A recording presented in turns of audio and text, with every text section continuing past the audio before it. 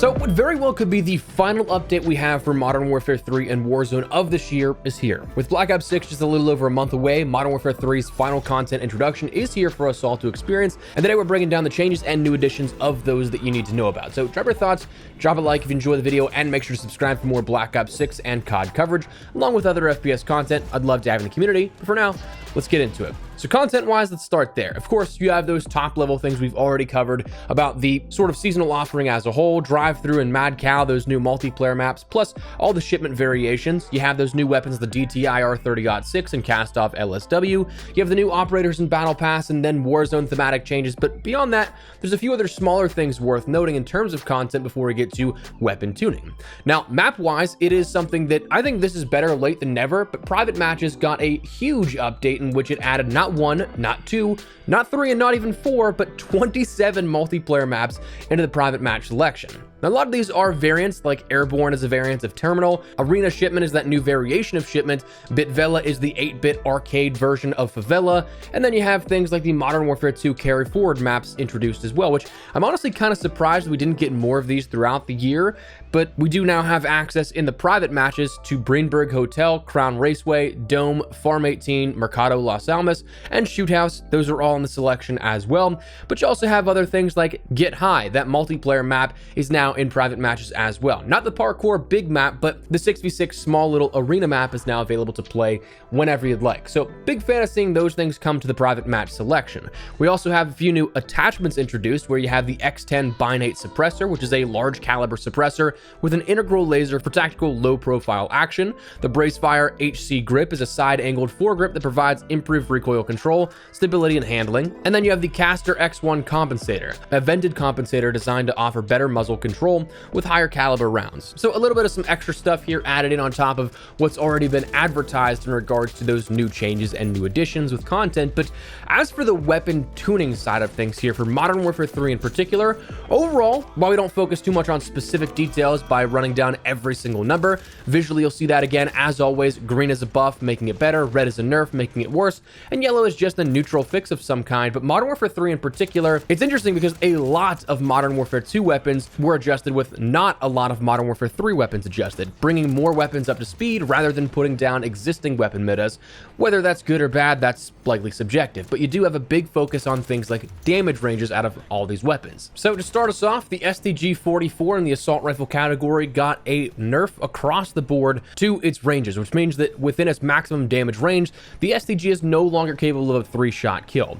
Now, the rest of these in terms of the rifle category are, well, all Modern Warfare 2 weapons, and they are all buffs. The M4, the Chimera, the Tempest Razorback, the M13C, and the TR-76 Geist all ended up getting buffs to these various ranges, and a few other attributes like the M13C saw a quicker sprint to fire time introduced. The battle rifles, we saw Modern Warfare 2 weapons again across the board here getting adjusted. The Lockman 762, Cronin Squall, FTAC Recon, TAC V, and the SO14 all ending up getting buffs to some degree. A lot of these again dealing with those recoil and maximum damages, while the TAC V ended up seeing things like a quicker aim down sight time introduced. The submachine guns, we saw nerfs to the Modern Warfare 3 weapons and buffs to the Modern Warfare 2 weapons. The Superi 46 and the Static HV got nerfs across the board, mostly again related to those damage ranges. The ISO 45, the ISO 9mm, and the PDSW ended up getting buffs to all but one category in the PDSW, where it saw a decrease to the near medium damage range, but everything else was a buff out of that. The Fennec 45 saw an increase to the damage ranges, but also saw a decrease to some of those as well. The BAS-P and the Vaznev 9K all ended up getting buffs as well. Now, the LMGs, the RPK, and the 5.56 Icarus were both on the chopping block. The RPK was in relation to the Jack Cataclysm conversion kit, so everything about that got a nerf to it, and the 5.56 Icarus did get a buff. The marksman rifles, the EBR-14, SPR-208, Tempest Torrent, LMS, and the SAB-50 all ended up getting buffs, but the sniper rifle of the Carrack ended up getting a buff to everything except for that near medium damage range, and the Basilisk, rounding out the weapons that did get adjusted, ended up getting buffs to the maximum damage range and the near medium damage range as well. The Spear did get a fix to an issue, so again, that being a sort of neutral change, but those weird weapon adjustments within Modern Warfare 3, again, Not a whole ton in relation to the weapons from Modern Warfare 3 being adjusted, but a lot of tuning from Modern Warfare 2 weapons. Now, as for the Warzone side of things and how that goes, like we mentioned, the Haunting update takes effect, bringing Hellspawn, the variation of Rebirth Island, and Vondel Night. You have that new mode of Purgatory, which kind of sounds like a sandbox BR, a cross between Plunder and Battle Royale, where you actively fight to be the last team alive, but you also can go into safe zones where you can just kind of chill and do whatever you want. This mode is specific to Hellspawn. Zombie Royale does return, where it's that classic mode that we've seen all the way since the original Haunting event back in Modern Warfare 2019 and that year of support in 2020.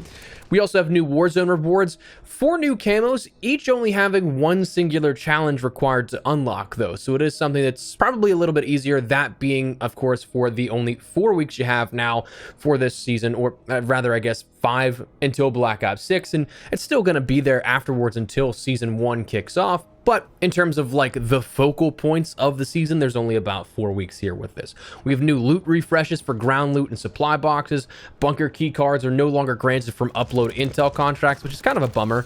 And then our weapon tuning. Again, rattling this off, green is a buff, red is a nerf, and yellow is just kind of a change that is a neutral change. The BP50 ended up getting a buff. The Holger 556, MCW, and MTZ 556 all also ended up getting a buff, while the STG, again, as with what we saw in Modern Warfare 3 side of things, it did get a nerf to the damage ranges. The SVA 545, M13C, M16 with that Jack Patriot conversion kit, and the TR76 Geist all ended up getting buffs as well. Minimal, but buffs no less. The battle rifles of the Crone Squall, FTAC Recon, Lockman 762, and TAC V all ended up getting buffs as well. The submachine guns of the AMR9, HRM9, and the RAM9, a lot of 9s in this game, all ended up getting buffs. The LMG of the RAL MG ended up seeing a decrease to the Jack Protean conversion kit. That was something that was definitely much needed. It was a 3-tap in semi-auto, which was obviously very powerful, especially if you ended up kitting it out for mobility. Having that damage of a 3-shot, but still the ability to move around pretty easily. And then the Spear ended up having, again,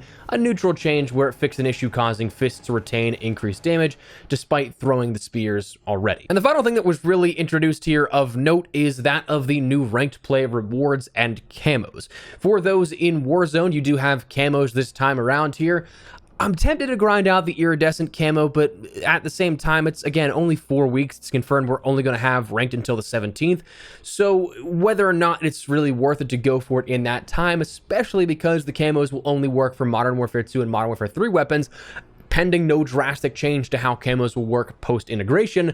But again, after the integration, the Black Ops 6 weapons are probably going to be the more dominant ones, so it'd be getting a camo, grinding it out for something that I probably won't use all that much.